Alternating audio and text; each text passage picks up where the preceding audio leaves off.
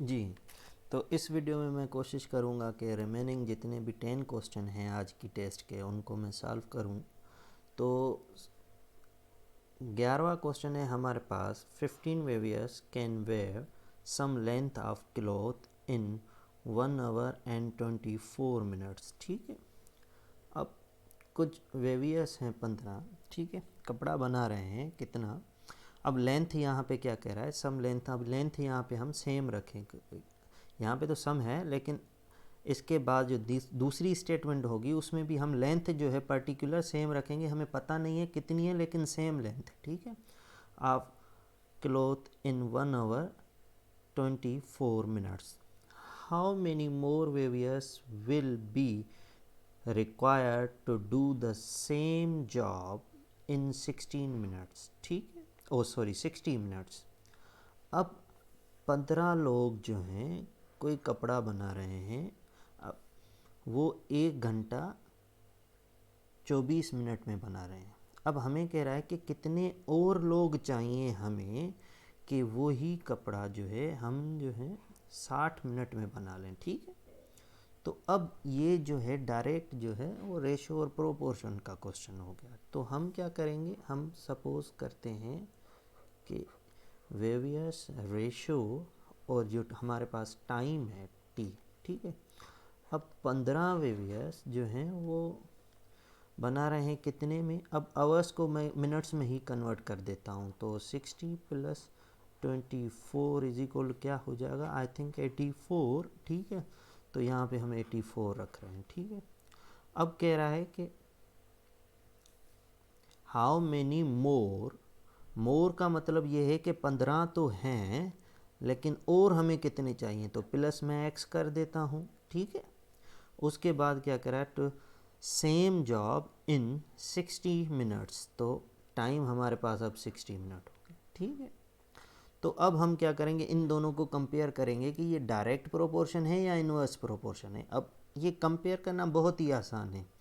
अगर ये दोनों चीज़ें इंक्रीज़ या डिक्रीज़ हो रही हैं तो ये डायरेक्ट प्रोपोर्शन है। अगर कोई एक चीज़ इंक्रीज़ हो रही है और दूसरी डिक्रीज़ हो रही है तो ये इनवर्स प्रोपोर्शन है। ठीक है। तो अब हम देखते हैं, कंपेयर करते हैं। अगर 15 लोग 84 मिनट्स लगाएंगे कोई काम करने में, तो अगर मैं लोग बढ़ाऊंगा तो काम का क्या होगा, कम होगा। तो ये हो जाएगा इनवर्स प्रोपोर्शन। मतलब 15 लोग जो हैं वो 84 मिनट्स में काम एक कर लेते हैं। ठीक है, कपड़ा बना लेते हैं। अगर मैं लोग बढ़ा दूंगा तो अब क्या लगेगा, टाइम कम लगेगा सेम वही काम करने में। तो लोग बढ़ रहे हैं और जो टाइम है वो कम हो रहा है। एक चीज़ इंक्रीज़ हो रही है, दूसरी चीज़ डिक्रीज़ हो रही है। तो ये हमारे पास क्या हो जाएगा, ये इन्वर्स प्रोपोर्शन हो जाएगा। तो जो भी इन्वर्स प्रोपोर्शन बने उसको आप ये ऐसे नीचे डाउन एरो लगा दें। ठीक है। और ये हमेशा जिसमें एक्स होता है उसमें हमेशा ऊपर की तरफ एरो रखता है। ठीक है, ये हो गया। तो हम लिखेंगे कैसे, एरो के नीचे वाली साइड से ऊपर जाएंगे तो हम क्या लिखेंगे भाई, 15 प्लस एक्स अपान। ठीक है, ऊपर जाएंगे तो फिर दूसरी वैल्यू क्या है 15, तो ये नीचे इज इक्वल टू। अब क्या कहें, एरो से नीचे आएंगे तो पहले वैल्यू कौन सी है 84 अपान क्या हो जाएगा 60। ठीक है। अब यहाँ पे कुछ लोग जो हैं गलती कर देते हैं, ये 15 और 15 कैंसिल आउट कर देते हैं। बीच में प्लस की साइन है। अगर न्यूमरेटर में प्लस है तो डिनोमिनेटर से कोई चीज़ हम कैंसिल नहीं कर सकते, प्लस या माइनस दोनों हो तो। ठीक है, कोई भी हो तो अब क्या करेंगे, ये 15 इधर डिवाइड कर रहा है, हम इधर लेके आएंगे तो क्या हो जाएगा, मल्टीप्लाई करेगा तो कुछ कंडीशन ऐसी हो जाएगी, 15 plus x is equal to 84 upon 60 multiply by 15। 15 और 60 को मैं रिड्यूस कर दूं, थोड़ा काम आसान हो जाएगा, कर देता हूं। ये 15 वन ज़ा 15, 15 फोर ज़ा 60। अब इन दोनों को भी रिड्यूस कर दूं, 4 वन ज़ा 4, 4 टू ज़ा 8, 4 वन ज़ा 4। तो ये कुछ कंडीशन हमारे पास ऐसी बन जाएगी कि भाई 15 plus x is equal to, यहाँ पे 21 बच गया। ठीक है, 21। अब 15 यहाँ पे प्लस का है, इधर लेके आएंगे तो minus, x is equal to 21 minus 15, then x is equal to 6। तो भाई हमें 6 मज़ीद लोग चाहिए, तो वो काम जो है 60 मिनट्स में हम कंप्लीट कर लेंगे। ठीक है, अब आते हैं नेक्स्ट क्वेश्चन पे 12 इस टेस्ट का। At a particular time shadow of a pole 40 metre long is measured to be 30 metre. एक पोल है 40 मीटर लंबा, उसका जो शेडो बन रहा है वो 30 मीटर बन रहा है। ठीक है, if the length of the plaza is 200 metre. अब उसके साथ ही कोई एक प्लाजा है जिसकी लेंथ 200 मीटर है, then how long would be the shadow, would the shadow be at the same time. और उसी वक्त एक साइड में प्लाजा भी है, तो बताओ प्लाजा का शेडो क्या होगा। ठीक है, अब इस क्वेश्चन को अटेम्प्ट करने के दो तरीके हैं। ठीक है, तो मैं कोशिश करता हूँ दोनों ही पढ़ा दूँ या इजी वाला पढ़ा दूँ। एक तो जो ऊपर किया है वैसे ही कर लेते हैं। सपोज़ कि भाई पोल रेशो शेडो, ठीक है, या कोई भी चीज़ है। ठीक है, तो अब हमारे पास ये है 40 मीटर पोल और उसका रेशो और शेडो क्या बनता है 30। तो अगर पोल 200 हो जाए, मतलब प्लाजा को भी पोल कंसीडर कर लेते हैं, तो बताओ शेडो क्या होगा। सेम। अब इनको कंपेयर करते हैं प्रोपोर्शन को, डायरेक्ट या इनवर्स। अगर 40 मीटर पोल है तो शेडो भी और 30 मीटर है।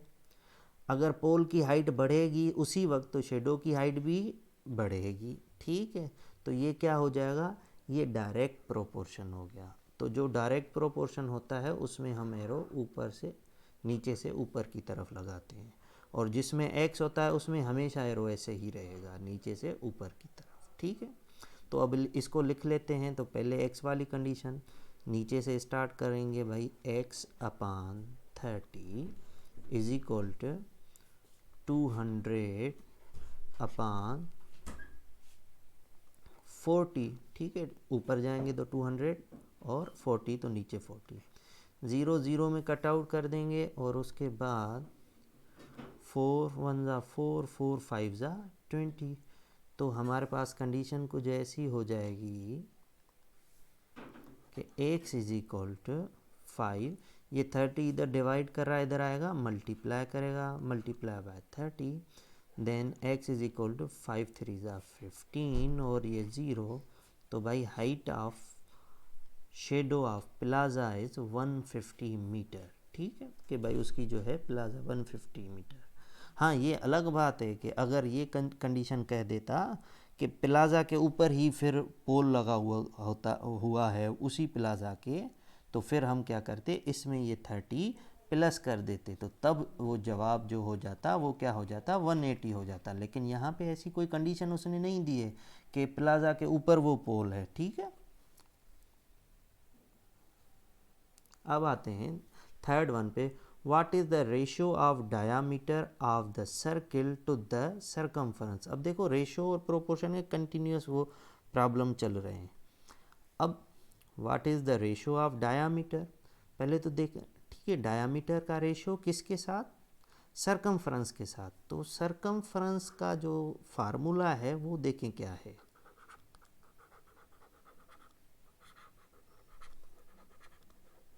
वो बराबर होता है 2πr के। ठीक है, तो फिर इस हिसाब से डायामीटर को हम क्या कहेंगे, वो रेडियस का डबल होता है, तो मतलब 2 radius.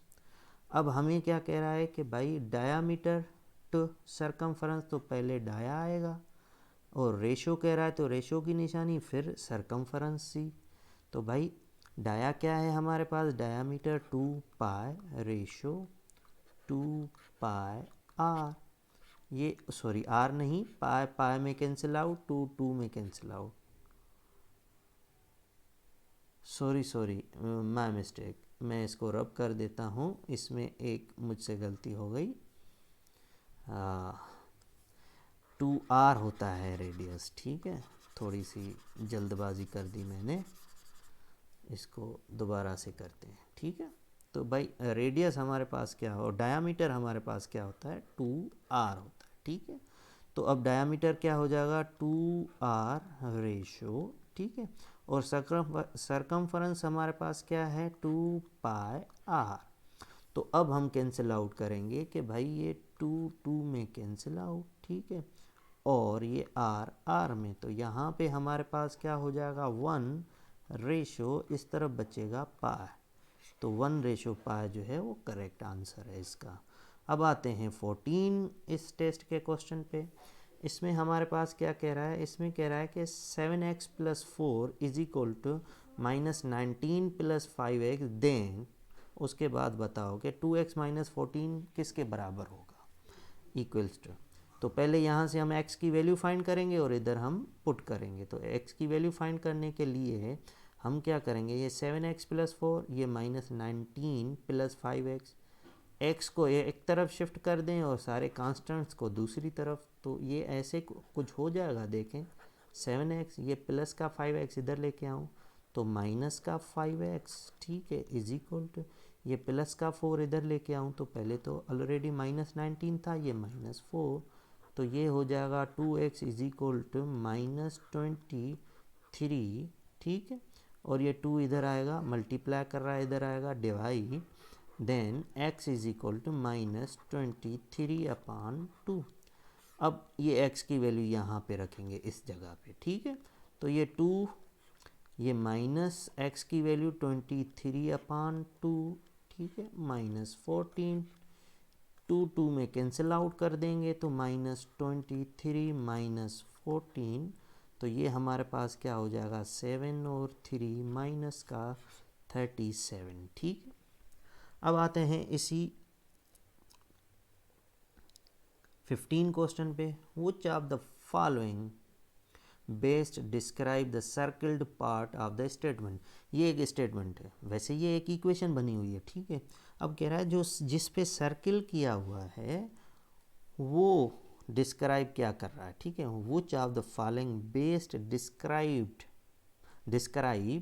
The circled part of the statement. जिस इस स्टेटमेंट के जो सर्किल के अंदर है, पार्ट के अंदर, उसको डिस्क्राइब कौन सी चीज़ कर रही है। अब नीचे इसके ऑप्शन थे, एक में शायद कोएफिशिएंट था, एक में एक्सप्रेशन था, एक में आपके पास शायद कांस्टेंट वगैरह ऐसी कोई चीज़ें थी, और दूसरा, तो अगर ये पूरी चीज़ हम कंसीडर करें तो ये एक इक्वेशन है। अगर इक्वेशन से हम इक्वल का पार्ट ये वाला हिस्सा हटा दें, ठीक है, तो दूसरा जो पार्ट बचता है ये हमारे पास एक्सप्रेशन हो जाएगा। एक्सप्रेशन क्या होता है कि भाई नंबर्स और वेरिएबल्स आपस में कनेक्टेड हों प्लस और माइनस के साथ, ठीक है, लिखे हुए हों, तो ये एक्सप्रेशन है। और उस एक्सप्रेशन में जब हम इक्वल की साइन लगा देते हैं तो वो इक्वेशन बन जाती है।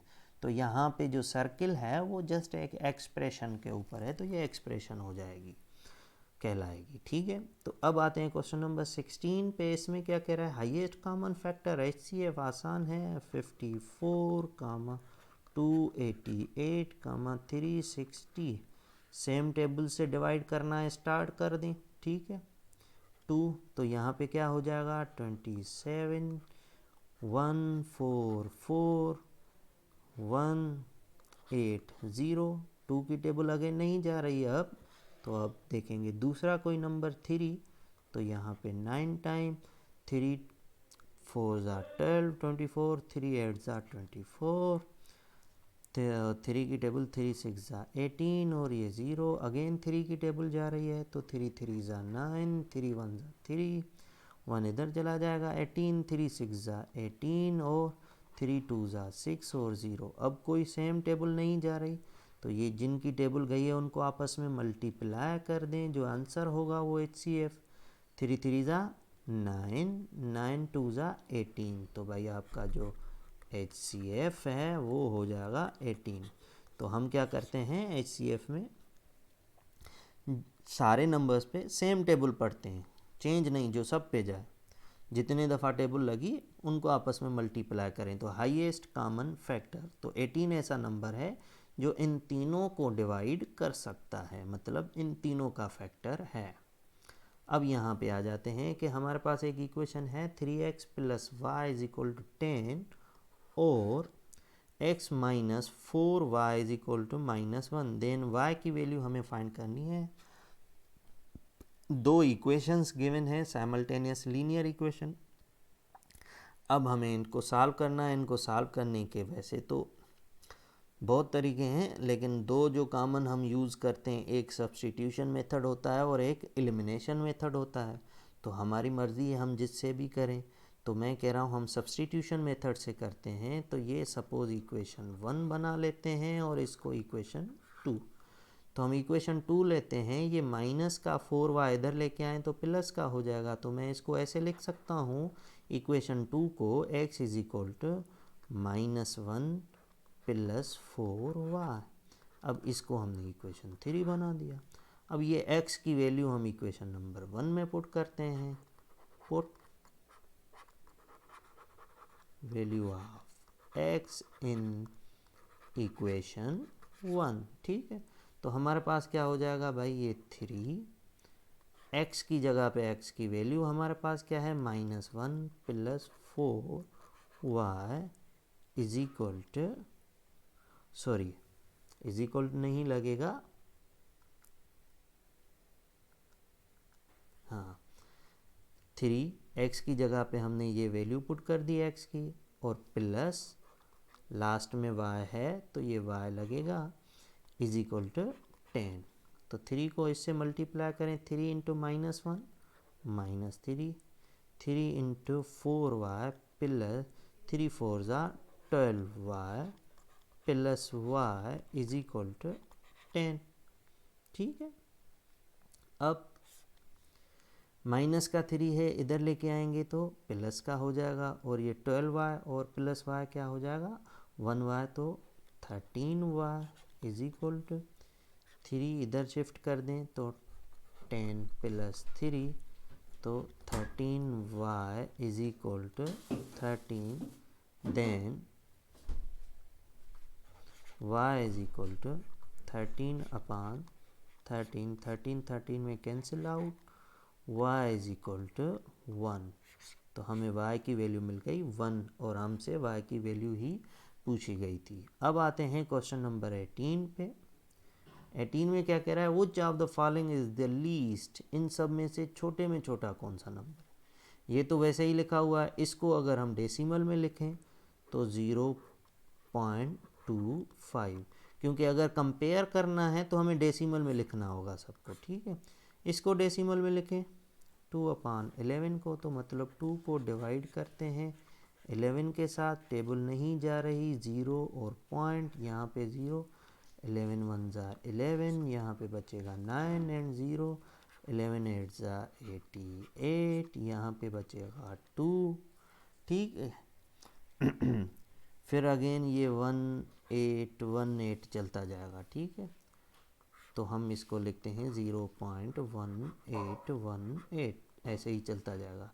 और 11%, तो 11% का मतलब होता है अपान में 100, तो इसको जब हम कन्वर्ट करेंगे तो 0.11, तो ये दोनों तो बड़े हो गए, इनमें से तो कोई नहीं हो सकता। अब इन दोनों को कंपेयर करें, डेसिमल के बाद पहली प्लेस 1, यहाँ पे भी 1, अब दूसरी प्लेस यहाँ पे 8 है और यहाँ पे 1, तो लीस्ट हमारे पास हो जाएगा 11%। तो ये हमारे पास सही ऑप्शन हो जाएगा, डी ऑप्शन, ठीक है। अब आते हैं क्वेश्चन नंबर 19 पे। Average age of 7 persons in a group is 30। 7 लोगों की एवरेज एज 30 है। The average age of 5 person in this group is 32। और उन्हीं ग्रुप के 7 में से सिर्फ 5 लोगों की जब एवरेज निकाली गई तो वो 32 आई, ठीक है। तो अब बताओ कि the average age of the other 2 person in a group is, उस ग्रुप के बाकी जो 2 बच्चे बच जाएंगे ग्रुप में लोग, उनकी एवरेज एज क्या होगी। तो सबसे पहले आते हैं एवरेज हम फाइंड कैसे करते हैं। एवरेज को हम x के ऊपर ये बार है, ये एवरेज को ऐसे शो करते हैं मैथमेटिक में, और ये बराबर होता है सम ऑफ x मतलब ये एक्स जो भी लोग हैं जिनकी हम एवरेज उन सब की एजेस को या नंबर्स को सम करें और टोटल डिवाइड करें एन से, ठीक है। अब हम क्या करेंगे, अगर लोग 7 हैं तो उसकी एवरेज है 30, ठीक है। यहाँ पे एन इज इक्वल टू, मैं 7 लोगों के लिए कर रहा हूँ अभी, ठीक है। तो हम क्या करेंगे कि भाई 30 एवरेज एज हो रही है जब हमारे पास लोग कितने हैं, एन की जगह पे 7। तो हम क्या करेंगे, देखेंगे कि उन सातों की एजेस को जब मिलाएं तो सम कितना आएगा, ठीक है। तो ये 7 सम ऑफ एक्स, 7 यहाँ पे डिवाइड कर रहा है, इधर आएगा मल्टीप्लाई करेगा, तो 7 multiply by 30 is equal to sum of x, ठीक है। तो ये क्या हो जाएगा, 3 7 21, 100 210 सम ऑफ एक्स। जब 7 लोगों की एजेस को मिलाया तो 210 था। तो अब हम कह रहे हैं भला जो 5 लोग हैं उनकी एजेस को आपस में मिलाएं जिनकी एवरेज 32 है, तो तब सम ऑफ एज क्या होगा। तो हम क्या करेंगे, इनकी एज सम ऑफ एज मिल गई, इनकी सम ऑफ एज मिलेगी जो, वो इससे माइनस करेंगे तो हमें रिमेनिंग 2 लोगों की एज मिल जाएगी। अब उसको 2 से डिवाइड करेंगे तो एवरेज बन जाएगा। तो अब n इज इक्वल टू 5 के लिए आते हैं, हम क्या करेंगे कि भाई एवरेज बराबर होता है सम ऑफ एक्स अपान एन, ठीक है। तो भाई 5 लोगों की एवरेज है 32, तो भाई एवरेज 32 है, लोग 5 हैं और हमें उनका सम चाहिए, ठीक है। तो ये 5 इधर डिवाइड कर रहा है, इधर आएगा तो क्या करेगा, multiply 5 multiply by 32 is equal to sum of x, ठीक है। तो अब हमारे पास क्या हो जाएगा, 5 2 ज़ा 10, 0 ऊपर 1, 5 3 ज़ा 15, 15 एंड 1 16। तो भाई सम ऑफ एक्स हमारे पास क्या हो जाएगा, 160। तो 7 लोगों की एज मिलाई तो 210 बनी और 5 लोगों की मिलाई तो 160। तो हम क्या करेंगे, 210 में से 160 माइनस कर देंगे, क्या बचेगा 0 1 11, 11 में से 6 क्या 5 50। तो बाकी जो 2 लोग बचे उनकी एज का जो सम है वो हमारे पास क्या है 50, और लोग कितने हैं 2, मतलब n क्या होगी इनकी 2। तो हम 50, 2 लोगों की जो एज है उसको 2 से डिवाइड करेंगे तो हमारे पास 25 आंसर हो जाएगा, रिमेनिंग 2 लोगों की एवरेज, ठीक है। तो हमने क्या किया, 7 लोगों की एवरेज एज पता थी तो हमने टोटल एज फाइंड की कि अगर सारे 7 लोगों की एज को मिलाएं तो क्या होगा। फिर 5 लोगों की एवरेज पता थी तो हमने 5 लोगों की एज को भी मिलाया तो सम हमें टोटल पता लग गया। तो हमने 7 वाली में से 5 वाली माइनस कर दी, तो बाकी कितने लोगों की एज बची, 2 लोगों की। हमें एवरेज चाहिए और लोग कितने बचे 2, तो उस एज के नंबर को 2 से हमने डिवाइड कर दिया तो हमारे पास जो नंबर आ गया वो 25 एवरेज एज आ गई, ठीक है। अब हम आते हैं last question of this test, ठीक है। लास्ट क्वेश्चन में क्या करा है, if a bicycle is purchased for 8,000 rupees and sold 20% gain, 25% मुनाफे पे बेच दी cycle, the selling price would be. अब हमें सेलिंग प्राइस बतानी है तो हम क्या करेंगे, पहले 25% फाइंड करेंगे। तो 25% कैसे फाइंड करेंगे, तो हम क्या करेंगे भाई, 25% ऑफ 8,000, ठीक है।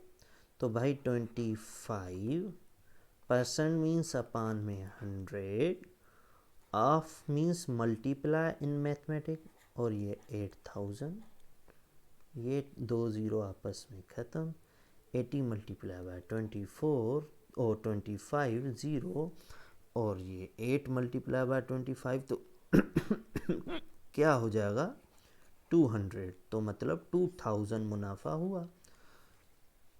परचेजिंग क्या थी 8000, मुनाफा 2000 हुआ, तो टोटल मतलब बेची कितने में, 8 + 2000 कितना हो गया 10,000 रुपीज़ तो भाई उसकी जो सेलिंग प्राइस है हमारे पास वो 10,000 रुपीज़ है। उम्मीद है ये टेस्ट साल जो मैंने सारे क्वेश्चन 20 के 20 साल की ये समझ में आ गए होंगे और आपको अंदाज़ा भी हो गया होगा कि कौन से टॉपिक में से ज़्यादा क्वेश्चंस आ रहे हैं।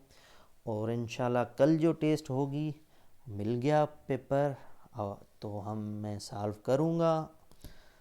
अल्लाह हाफिज़।